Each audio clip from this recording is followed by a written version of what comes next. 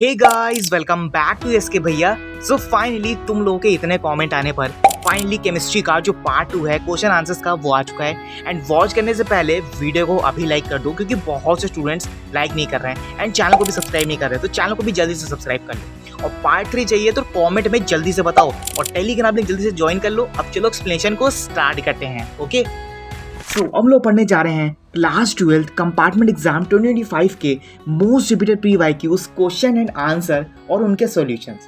सो ये केमिस्ट्री का पार्ट 2 है, तो थोड़े से क्वेश्चंस का जो लेवल है वो थोड़ा सा बिल्डअप होगा। ठीक है, तो चलो स्टार्ट करते हैं। क्वेश्चन नंबर 1 हमारे लिखा हुआ है, answer the following question any two. इनमें से कोई दो तुमको यहाँ पे बताने हैं, उसके आंसर्स। 2022 में क्वेश्चन पूछा गया है। पहला वाला जो क्वेश्चन है उसमें लिखा हुआ है, why is alternating current use instead of direct current for measuring the resistance of the electrolytic solution. Electrolytic solution में क्यों तुम ऑल्टरनेटिंग करंट को यूज करा दो और डायरेक्ट करंट तुम यहाँ पे मेजर कर दो रेजिस्टेंस के साथ में। ठीक है, इलेक्ट्रोलाइटिक सॉल्यूशन में। अब तुम जानते हो कि इलेक्ट्रोलाइटिक सॉल्यूशन क्या होता है। ठीक है, इलेक्ट्रोलाइटिक सॉल्यूशन वो सॉल्यूशन होता है जो जिंक और तुम्हारा मैग्नीशियम को अलाउ करता है। ठीक है, उसको बोलते हैं यहाँ पे हम इलेक्ट्रोलाइटिक सॉल्यूशन। इट मीन्स यहाँ पे जो तुम्हारा सॉल्यूशन होगा एनोड पे और कैथोड पे, वो तुमको यहाँ पे इलेक्ट्रोलाइटिक सॉल्यूशन यहाँ पे रिप्रेजेंट करेगा। ठीक है, पहला क्वेश्चन इन्होंने तुमसे ये कहा। अब इन्होंने सेकंड क्वेश्चन में कहा कि state the Kohlrausch law of the independent migration of ions. हमको ये बताओ कि कोलैश लॉ क्या होता है, इंडिपेंडेंट माइग्रेशन ऑफ आयंस क्या क्या होते हैं। ठीक है, अब बात करें यहाँ पे सी क्वेश्चन में, तो सी क्वेश्चन में इन्होंने कहा depict the galvanic cell in which the following reaction take place. इन्होंने यहाँ कहा कि यहाँ पे गैल्वेनिक सेल की एक रिएक्शन है, उसको यहाँ पे टेक प्लेस यानी आगे बढ़ा के बताओ। ठीक है, यानी इनको सॉल्व करके बताओ। तो भैया पहले वाले का जो आंसर हो जाएगा वो ये आंसर हो जाएगा, जो हमारा ऑल्टरनेट करंट होता है वो प्रिवेंट करता है इलेक्ट्रोलिसिस, इलेक्ट्रोलाइटिस प्रिवेंट करता है, लेकिन जो कंसंट्रेशन होती है आयंस की उस सॉल्यूशन में वो कांस्टेंट होती है। यानी जो हमारा ऑल्टरनेटिंग करंट होगा वो यहाँ पे कंपोजिशन ऑफ सॉल्यूशन को चेंज नहीं करेगा, यानी एनोड और कैथोड को यहाँ पे चेंज नहीं करेगा। जो हमारे मेटल्स हैं, जो हमारे आयंस हैं, जो हमारा सॉल्यूशन रिप्रेजेंट हुआ उसको तो सेम पॉइंट ऑफ व्यू रखेगा, यानी कंसंट्रेशन जो होगी ना वो यहाँ पे सेम होगी। बट यहाँ पे जो ऑल्टरनेटिंग करंट है वो यहाँ पे क्या कर देगा, रेजिस्टेंस के साथ में वो यहाँ पे कांस्टेंट रखेगा। ठीक है, समझ में आया। पहला क्वेश्चन तुमसे ये कह रहा है। सेकंड क्वेश्चन में हमसे कहा गया है कोलैश लॉ बताना इंडिपेंडेंट माइग्रेशन ऑफ आयंस का। तो भैया हमने पढ़ रखा है कि जो लिमिटिंग मोलर कंडक्टिविटी होती है वो सारे इलेक्ट्रोलाइट्स को रिप्रेजेंट करती है। ठीक है, इलेक्ट्रोलाइट्स को रिप्रेजेंट करेगी, और जो इलेक्ट्रोलाइट्स का जो सम होगा वो individual contribution of anion and cation को इलेक्ट्रोलाइट पे रिप्रेजेंट करेगा। अब भैया तुमको दो रॉड दे दी, ठीक है, एक मैग्नीशियम हो गई और एक जिंक हो गई। अब तुमसे कहा गया दोनों रॉड्स को एक सॉल्यूशन में डाल दो। तुमने क्या किया, इलेक्ट्रोलाइटिक सॉल्यूशन में डाल दिया। जब इलेक्ट्रोलाइटिक सॉल्यूशन में डालोगे तो कुछ पार्टिकल्स होंगे या फिर कुछ आयंस होंगे वो जिंक के होंगे, और कुछ आयंस तुम्हारे यहाँ पे मैग्नीशियम के होंगे। उन दोनों मेटल्स के जो आयंस हैं उनकी जो लिमिटिंग मोलर कंडक्टिविटी है, यानी कंडक्टिविटी दोनों की अलग अलग होगी, लेकिन यहाँ पे जो इलेक्ट्रोलाइट्स होगा वो यहाँ पे रिप्रेजेंट करेगा उन दोनों के सम को। भैया सम को कैसे रिप्रेजेंट करेगा, देखो यहाँ पे लिखा है तुम्हारा का Zn प्लस 2 प्लस आयन, तो यहाँ पे क्या हो जाएगा Zn 2 प्लस आयन। बेसिकली यहाँ पे चार्ज को रिप्रेजेंट कर रहा है। तो कोलैश लॉ लिमिटिंग मोलर कंडक्टिविटी ये बताती है कि लिमिटिंग मोलर पे ही जो कंडक्टिविटी है वो आयंस पे क्या रिप्रेजेंट हो रही है, क्या आयंस उसको डिफाइन कर रहे हैं कि नहीं कर रहे हैं, वो चीज़ यहाँ पे ये रिप्रेजेंट करती है। अब बात करें तुम्हारी ऑप्शन क्वेश्चन नंबर 6 सी की, सॉरी गाइस एक सेकेंड, सी की बात करें तो सी क्वेश्चन में तुमको गैल्वेनिक सेल दिया था, उसकी रिएक्शन तुमको बतानी थी। ठीक है, तो भैया मैग्नीशियम को तुम निकालोगे तो मैग्नीशियम पे 2 प्लस आयन होता है, यानी एक्वेशियस सॉल्यूशन है ये तुम्हारा। कॉपर में भी सेम चीज होती है, अगर कॉपर 2 प्लस तुम्हारा एक्वेशियस है तो Cu तुम्हारा यहाँ पे कॉपर होगा। ठीक है, छोटा सा क्वेश्चन था। देखो यहाँ पे जो क्वेश्चन का लेवल है वो थोड़ा सा यहाँ पे लेवल अप हुआ है। ठीक है, तो पैनिक मत करना, थोड़े से क्वेश्चंस हैं डिफिकल्ट वाले, वो थोड़े से लगेंगे यहाँ पे। ठीक है, तो चलो आगे देखते हैं।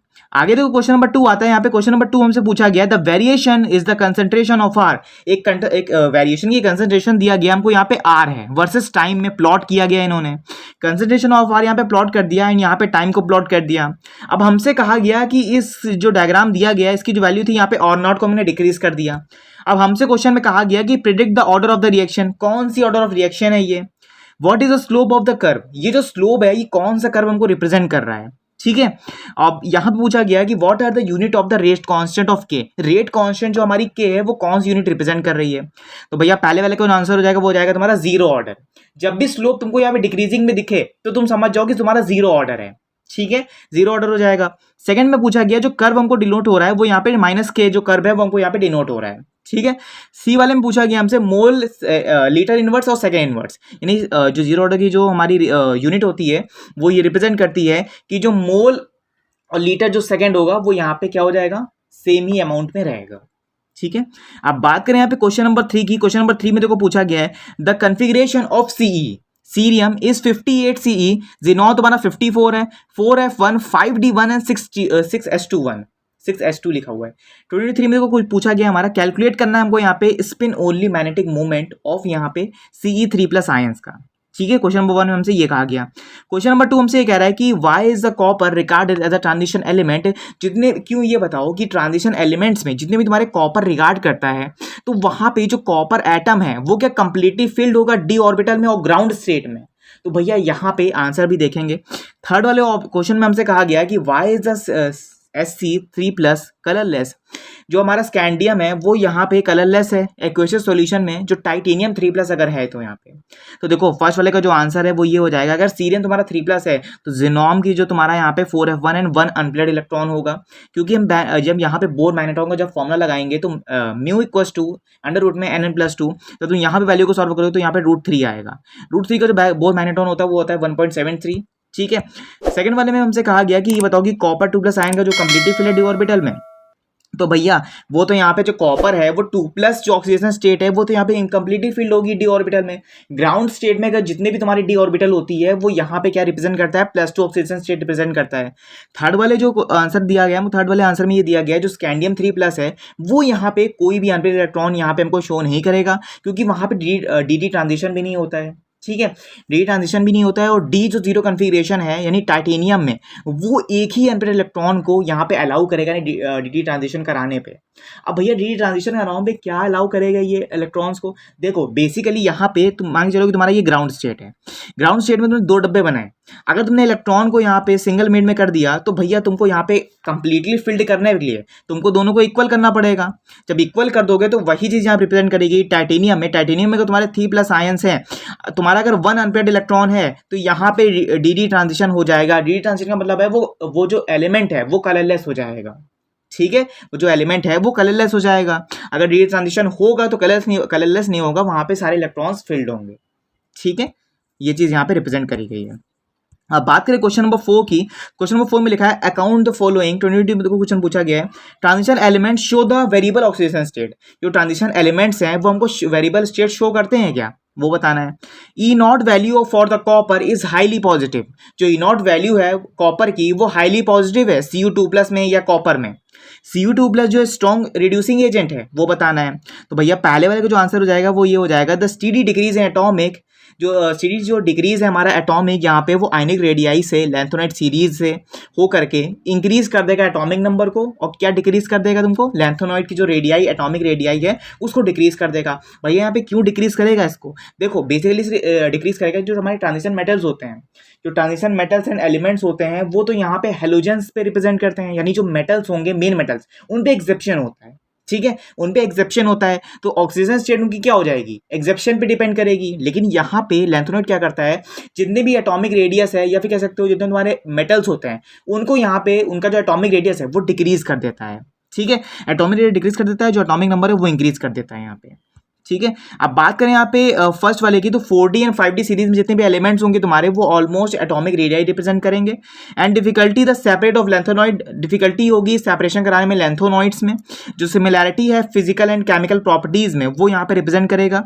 Basic character of lanthanoid hydroxide MOH3 decrease with the increase in atomic number. तो देखो सेम वही चीज यहाँ पे रिप्रेजेंट हुई है कि लैंथोनॉइड में जो मतलब लैंथोनॉइड में सिर्फ एटॉमिक नंबर तुम्हारा इंक्रीज होगा, ठीक है, बाकी सारी चीज जितनी भी तुम्हारी सारी चीज चाहे वो मेटल हो या फिर कंसंट्रेशन हो या फिर एटॉमिक रेडियस हो सब चीज डिक्रीज कर देगा, क्योंकि इस पर एक्सेप्शन होता है जिंक कैडमियम मर्क्यूरी का, ठीक है, समझ में आ गया।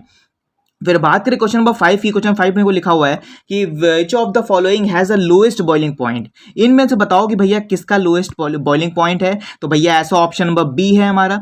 अब भैया बी में क्यों है, क्योंकि देखो यहाँ पे CH3 सिंगल बॉन्ड में CH2 लगा हुआ है, CH3 लगा हुआ है। बीच में देखो हमारे सिंगल यानी अनपेयर्ड इलेक्ट्रॉन है, अनपेयर्ड यानी अनपेयर्ड कार्बन की संख्या यहाँ पे कम है। तो भैया यहाँ पे जो हमारा बी वाला ऑप्शन है वो यहाँ पे करेक्ट हो जाएगा। ठीक है, समझ में आ गया। बॉइलिंग पॉइंट का मतलब ये होता है कि तुम्हारा यहाँ पे सबसे लोएस्ट प्रेशर किसका होगा। अब यहाँ पे हाइड्रोजन की बात तो कर नहीं सकते हम यहाँ पे, लेकिन बॉन्डिंग की बात तो कर सकते हैं यहाँ पे। अगर तुम इसको इस चेन को ओपन करोगे तो C कार्बन तो कुछ ऐसे ओपन होगा, CH3 पे कुछ H लगा होगा, ऐसे करके कुछ ओपन हो जाएगा ये। ठीक है, यहाँ पे कुछ ऐसे ओपन होगा एंड लास्ट में C वाला भी ऐसे ओपन करोगे तो सबसे कम बॉइलिंग पॉइंट किसका है, इसका है। एंड उसके बाद तुम्हारा इसका आ जाएगा एंड थर्ड पे ये, फोर्थ पे ये। क्योंकि देखो कार्बन से मतलब होता है सबसे कम कार्बन किस पे है, तो वो चीज़ यहाँ पे देखोगे। ठीक है, सबसे ये देखना कि सबसे कम कार्बन किस पे है, उसको सबसे पहले रख देना बॉइलिंग पॉइंट में, बाकी सबको बाद में रखना। फिर बात करें यहाँ पे क्वेश्चन नंबर 6 की। क्वेश्चन नंबर 6 में देखो पूछा गया है nucleic acid are polymer of. Nucleic acid में कौन सा पॉलीमर होता है, पॉलीमर कौन सा डिफाइन करता है, तो भैया यहाँ पे न्यूक्लियोइड्स होते हैं। क्वेश्चन नंबर 7 की बात करें यहाँ पे, तो right the two differences between the ideal solution and non ideal solution. ऐसे हमको दो डिफरेंसेस बताओ आइडियल सॉल्यूशन के और नॉन आइडियल सॉल्यूशन के, वो यहाँ पे बताने हैं। तो भैया आइडियल सॉल्यूशन यहाँ पे पढ़ लेना कि रॉड्स लॉ को फॉलो करता है, नॉन आइडियल सॉल्यूशन यहाँ पे रॉड्स लॉ को फॉलो नहीं करता है। इतना समझ लेना बहुत है। ठीक है, डेल्टा वॉल्यूम मीनिंग हो जाएगा मिक्सिंग यानी मैक्सिमाइजिंग हो जाएगा, तो वहाँ पे 0 रिप्रेजेंट होगा और यहाँ पे भी सेम चीज़ होगी, यहाँ पे नॉट इक्वल टू में रिप्रेजेंट होगा। फिर बात करें क्वेश्चन नंबर, देखो यहाँ पे अगर रॉड्स लॉ को जो फॉलो करेगा वो यहाँ पे इक्वल टू रिप्रेजेंट कर रहा है, जो रॉड्स लॉ को फॉलो नहीं करेगा वो नॉट इक्वल टू रिप्रेजेंट करता है। ठीक है, फिर बात करें यहाँ पे क्वेश्चन नंबर 8 की। क्वेश्चन नंबर 8 में लिखा हुआ है, 1 सेकंड रुकना, यहाँ से कलर चेंज कर लेते हैं। हाँ, क्वेश्चन नंबर 8 में लिखा हुआ है count the following transition metals show the variable oxygen state. Transition metals कौन सी वेरिएबल स्टेट शो करते हैं यहाँ पे हमको वो बताना है। ट्राइवेलेंट लैंथोनॉइड जितने भी तुम्हारे आयंस हैं वो कलर्ड हैं।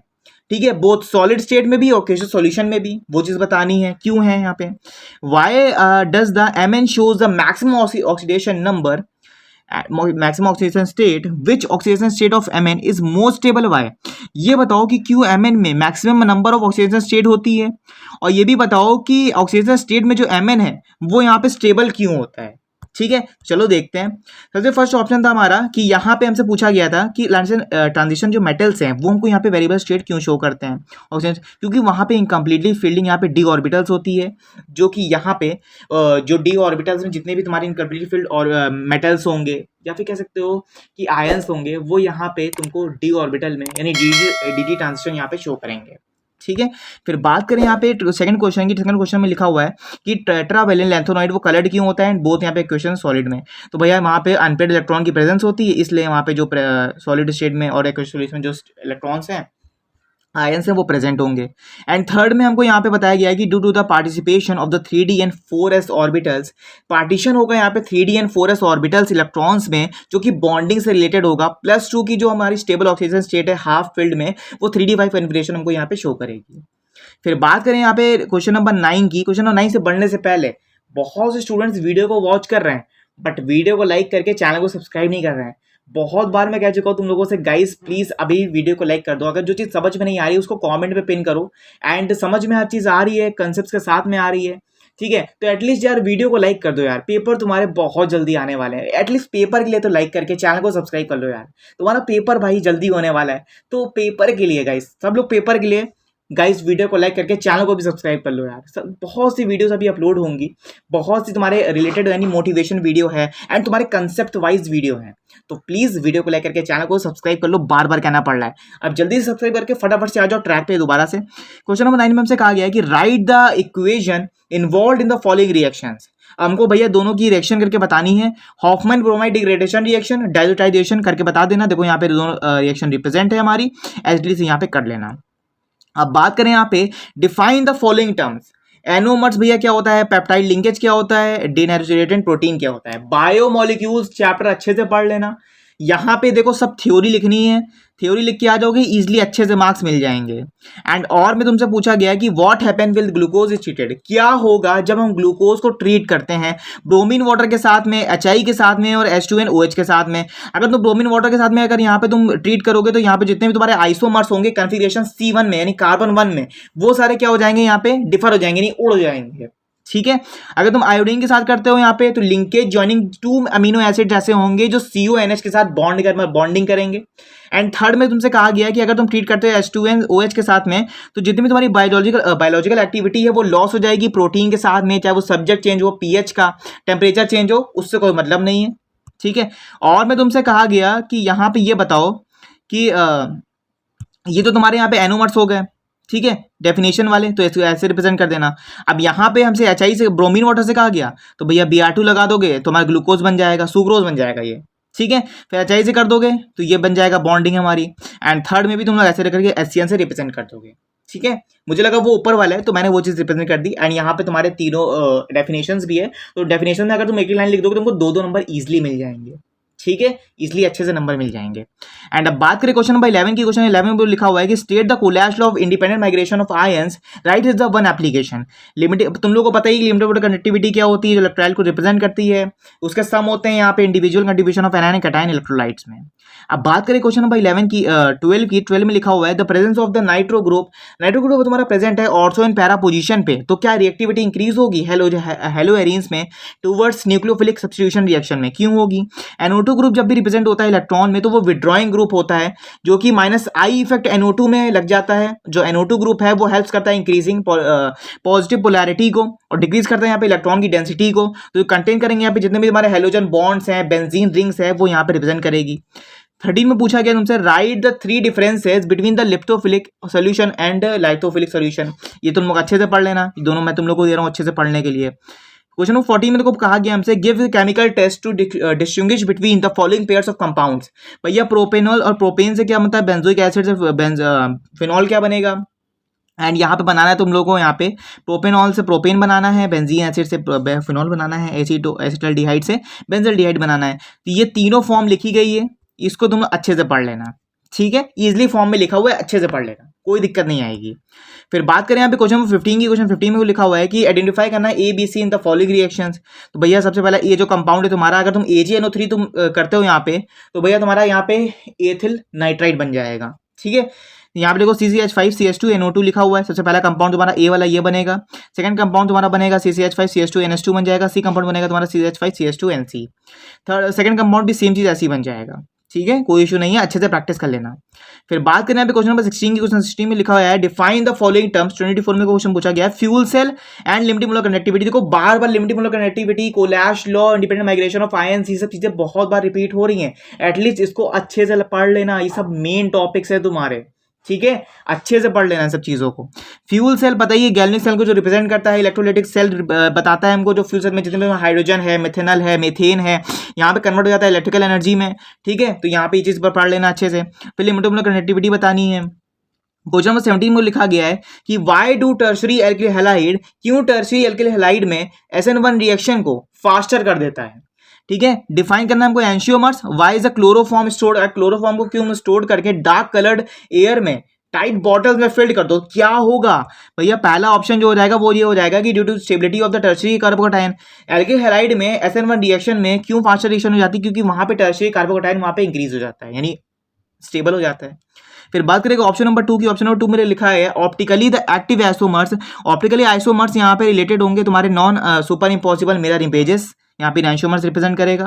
एंड थर्ड में हमसे पूछा गया है कि बिकॉज ऑफ क्लोरोफॉर्म, क्योंकि जो क्लोरोफॉर्म है वो यहाँ पे डार्क कलर्ड एयर में इसलिए स्टोर हो जाता है बॉटल के अंदर, क्योंकि वो धीरे धीरे ऑक्सीडाइज होता है एयर के अंदर। एयर के प्रेजेंस में लाइट को वो धीरे धीरे यहाँ पे क्या करता है, ऑक्सीडाइज करता है।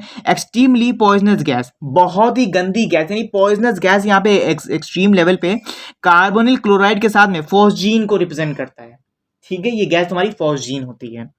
फिर बात करें यहाँ पे क्वेश्चन नंबर 18 की। क्वेश्चन 18 2019 में पूछा गया है अकाउंट द फॉलोइंग है यहाँ पे भी interhalogen compounds are more reactive. Interhalogen compound है वो तुम्हारे मोर रिएक्टिव है, हाइड्रोजन से भी प्योर है, हाइड्रोजन देन प्योर हाइड्रोजन से भी तुम्हारे यहाँ पे क्या है वो आर मोर रिएक्टिव है। Nitrogen is less reactive at room temperature. Nitrogen हमारा लेस रिएक्टिव है रूम टेम्परेचर के हिसाब से। फिर बात करें यहाँ पे रिड्यूसिंग कैरेक्टर इंक्रीज, जितने भी रिड्यूसिंग कैरेक्टर है वो यहाँ पे इंक्रीज हो रहे हैं NH3 और BiS3 में। तो भैया पहले वाले का जो ऑप्शन है वो तुम्हारा यहाँ पे रिप्रेजेंट किया गया, सेकंड भी, थर्ड भी। फिर बात करें क्वेश्चन नंबर 19 की। क्वेश्चन 19 में लिखा गया है IPSC norms the formula of the, भैया तीनों का फॉर्मूला बताना है एटलीस्ट, फटाफट से तुम लोग बता देना। ये चीज़ तो बहुत इंपॉर्टेंट है यार। देखो क्वेश्चन ज़्यादा है, इसलिए छोटे छोटे क्वेश्चन मैं तुम लोग को बता देता हूँ यहाँ यहीं पे ही। क्वेश्चन बहुत 50 एटलीस्ट 40+ क्वेश्चन है। हाँ 40+ क्वेश्चन है, तो जल्दी जल्दी देख लो तुम लोग यहाँ पे। वीडियो को ज़्यादा बड़ी नहीं कर रहा हूँ, छोटी वीडियो रख रहा हूँ, ठीक है, कंसेप्ट के साथ में, हर चीज़ के साथ में छोटी वीडियो रख रहा हूँ। फिर पूछा गया क्वेश्चन नंबर 20 में, देखो how the following convergence carried out. भैया फिनॉल से टाउलिन बनाना है, एथेनॉल से मेथिन बनाना है। तो भैया यहाँ पे देखो लिखा ही हुआ है हमारा कि यहाँ पे अगर तुम यहाँ पे Fe2+ को लेते हो, यानी आयरन को अगर लेते हो और इलेक्ट्रॉनिक फोर्स का अट्रैक्शन कराते हो न्यूक्लियस एंड आउटर इलेक्ट्रॉन्स के साथ में, तो Mn2 तुमको यहाँ पे इंक्रीज हो जाएगा नंबर ऑफ प्रोटॉन के साथ में, ठीक है। एंड फिर यहाँ पे दोनों का यहाँ पे जो रिप्रेजेंट है वो यहाँ पे ये तुम लोग को बनाना है, ठीक है। बी वाले क्वेश्चन का जो पहला आंसर बता दिया। एंड यहाँ पे केमिकल टेस्ट जो डिस्टिंग्विश करना तुमको यहाँ पे पेयर ऑफ कंपाउंड के साथ में, methanol to ethanol, paramethyl phenol and methoxy benzene. तो यहाँ पे देखो लिखा हुआ है क्रोमियम मेटल्स का इंटरेक्शन होगा strong due to the presence of 6 unpaired electrons होंगे यहाँ पे, जो कि मर्क्यूरी को कोई भी इलेक्ट्रॉन्स यहाँ पे प्रेजेंट नहीं करेंगे, क्योंकि मर्क्यूरी में ऑलरेडी यहाँ पे जो एग्जेप्शन है वो यहाँ पे प्रेजेंट किया गया है, ठीक है, जिंक, मर्क्यूरी एंड कैडमिनियम।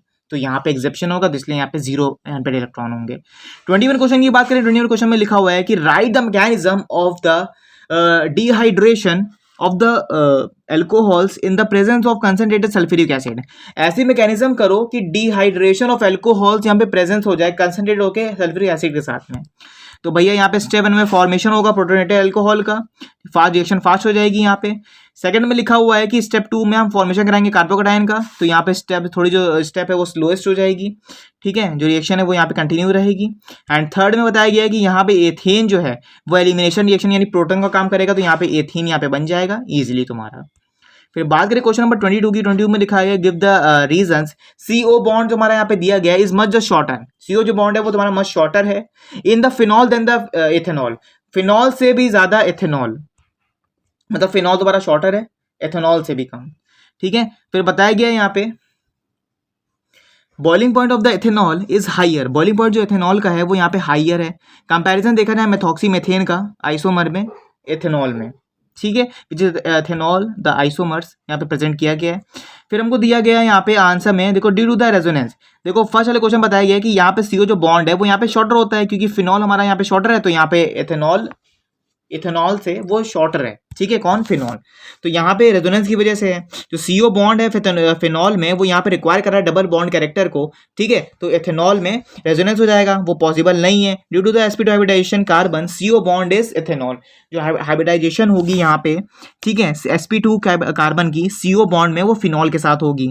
सेकंड वाले में कहा गया क्योंकि यहाँ पे जो हमारा हाइड्रोजन बॉन्डिंग है एथेनॉल के साथ में, एथिल अल्कोहल के साथ में, वो यहाँ पे रिप्रेजेंट होगी। 23 क्वेश्चन की बात करें यहाँ पे, तो लिखा हुआ है अकाउंट द फॉलोइंग। पहला क्वेश्चन लिखा हुआ है यहाँ पे iron does not rust even, iron जो है वो रस्ट ना हो, क्योंकि अगर हम यहाँ पे जिंक की कोटिंग कर दें और जिंक की कोटिंग को तोड़ भी दें हम, ठीक है, गैल्वेनाइज्ड आयरन पाइप के प्लेसेस में। और सेकंड में पूछा गया है connectivity of the CH3COOH increase on dilution, connectivity देखी जाए यहाँ पे एसिटिक एसिड की और डिक्रीज कर दें यहाँ पे किसी डाइल्यूशन के साथ में, तो भैया क्या होगा। आंसर में लिखा हुआ है कि अगर जिंक की तुम यहाँ पे कोटिंग करा देते हो और उसको तुम यहाँ पे ब्रोक कर देते हो उस कोटिंग को, तो जो सरफेस है उसकी वो शेक ऑफ आयरन रिप्रेजेंट करेगी। एंड सेकंड में कहा गया कंडक्टिविटी की बात करेगी तो जितने भी नंबर ऑफ आयंस हैं per unit of volume decrease हो जाएंगे। 24 क्वेश्चन की बात करें यहाँ पे डिफाइन करना, तुमको यहाँ पे रेट कांस्टेंट एक्टिवेशन एनर्जी देख सकते हो यहाँ पे प्रेजेंट है, अच्छे से पढ़ लेना। 25 क्वेश्चन में लिखा गया है कि how are the conversions carried out, भैया फिनॉल से टॉलिन बनाना है, प्रोपेनोन से 2 मेथाइल प्रोपेन 2 नोल बनाना है। भैया सबसे पहले लेंगे एसिटिक एसिड, हम फिर यहाँ पे डालेंगे हम जिंक डस्ट हीट करेंगे, यहाँ पे CCH5 डालेंगे, CH3 एनिनियस AlCl3 डाल देंगे, CCH5 CH3 बन जाएगा। दोनों ही रिएक्शंस को कर लेना अच्छे से।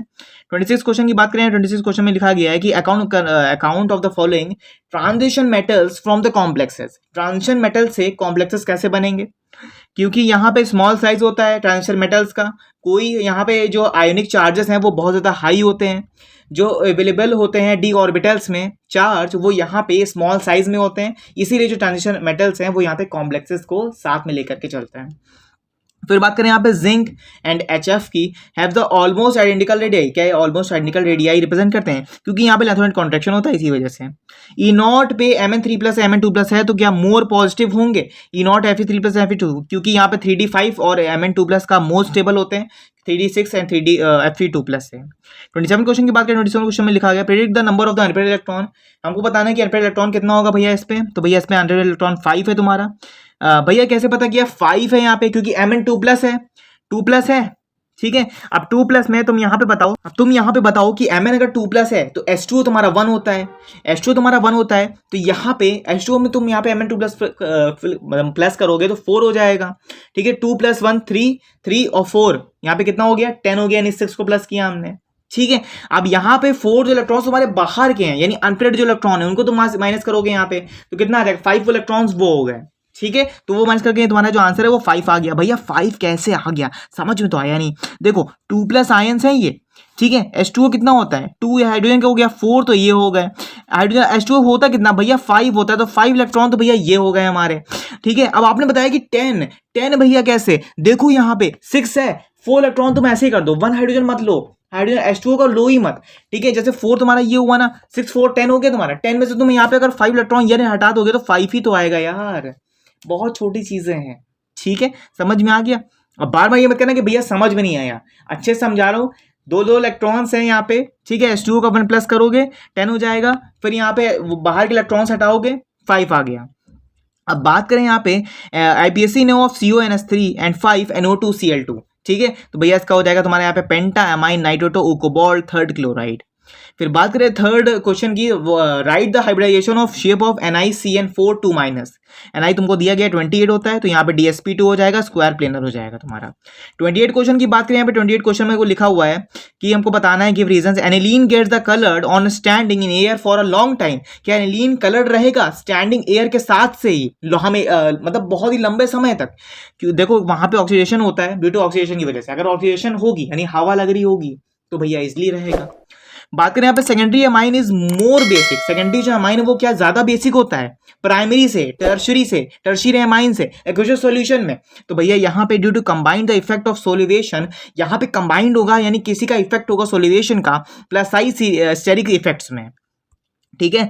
Aniline is weaker base, aniline तो अगर वीकर बेस है देन साइक्लोहेक्सेनामाइन से, तो भैया यहाँ पे जो एनिलीन होगा वो रेजोनेंस कर देगा प्लस आर इफेक्ट में, जो लोन पेयर्स हैं इलेक्ट्रॉन्स के वो नाइट्रोजन के साथ में रेडली यहाँ पे अवेलेबल नहीं होंगे क्योंकि प्रोटोनेशन हो जाएगा वहां पे। जब प्रोटोनेशन हो जाता है तो यहाँ पे जो बेस है वो वीक हो जाता है साइक्लोहेक्सेनामाइन का।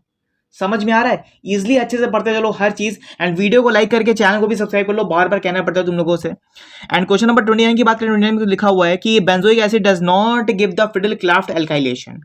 बेंजोइक एसिड क्या हमको नहीं देता, फ्रिडल-क्राफ्ट एल्काइलेशन नहीं देता, ठीक है। क्यों नहीं देता, क्योंकि वहां पे हमारा क्या होता है CH3 COS CH3 एंड यहाँ पे जिंक मर्क्यूरी एंड HCl, तो CH3 CH2 Cl हो जाएगा, ठीक है। अब बात करें यहाँ पे सेकंड क्वेश्चन में लिखा हुआ है कि there are the 2 NH2 group, अगर 2 NH2 ग्रुप है तुम्हारे तो वहां पे semi carbazide, however only one is involve. अगर तुम्हारा यहाँ पे एक ही इन्वॉल्व है, ठीक है, NH2 ग्रुप, तो क्या फॉर्मेशन करानी पड़ेगी सेमी कार्बोन्स की।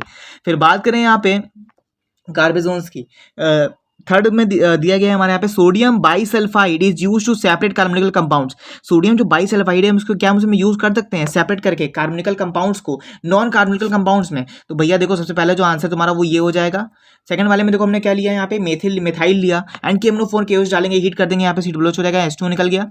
एंड यहाँ पे तुम्हारा थर्ड वाले ऑप्शन में भी सेम चीज उनको रिएक्शन करनी है, तो रिएक्शन यहाँ पे प्रेजेंट हो गई है, ठीक है। RCOR यानी दो हमको एराइल ग्रुप लेने हैं, एराइल ग्रुप यहाँ पे लगे हुए हैं, ठीक है। RMGS यानी हाइड्रोजन लगा दिया हमने, फिर हमने क्या किया इसको यहाँ पे मर्ज कर दिया, यानी रिएक्शन को करोगे तो यहाँ पे एक हाइड्रोजन है एक एराइल ग्रुप लग जाएगा, ठीक है। ऐसे तुम यहाँ पे रिप्रेजेंट को रिएक्शन को प्रेजेंट कर सकते हो। फिर बात करें यहाँ पे डी वाले ऑप्शन की, डी वाले ऑप्शन में क्या लिखा था हमारा, डी वाले ऑप्शन का क्वेश्चन ये अच्छा क्वेश्चन लिखा हुआ है, ठीक है। फिर देखो यहाँ पे भी लिखा हुआ है कि हम यहाँ पे अगर एमिनिकल सॉल्यूशन को यहाँ पे सिल्वर नाइट्रेट में के साथ में अगर प्रेजेंट करें कंपाउंड और उसको हीट करा दें HCOOH और मिरर टेस्ट में, सिल्वर मिरर टेस्ट में, तो यहाँ पर जो एमिनिकल सॉल्यूशन है सिल्वर नाइट्रेट का वो दोनों कंपाउंड्स को रिप्रेजेंट करेगा, ठीक है।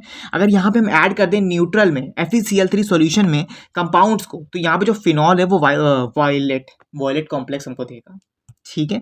फिर बात करें क्वेश्चन नंबर 30, क्वेश्चन 30 में लिखा हुआ है कि right the transition elements in 3D series. जितने भी तुम्हारे ट्रांजिशन एलिमेंट्स हैं 3D सीरीज में वो पॉजिटिव होंगे।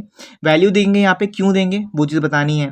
तो भैया यहाँ पे इसलिए देंगे क्योंकि जो कॉपर है वहाँ की जो हमारी कंडक्टिविटी होगी वो यहाँ पे delta x H and lower होगी तुम्हारी हाइड्रेशन एच माइनस। फिर बात करें यहाँ पे name the members of the lanthanoid series, यहाँ पे मेंबर्स बताने हैं लैंथोनाइट सीरीज के जो कि एक्सेबिट +4 ऑक्सीजन स्टेट से होकर के जाते हैं। तो भैया सिंपल सी बात है, जो सीरियम है हमारा वो यहाँ पे स्टेबल होता है 4F में, क्योंकि उसकी कोई कन्फिगरेशन नहीं होती है। टीबी यहाँ पे वो स्टेबल होता है क्योंकि वहाँ पे कन्फिगरेशन 7 होती है।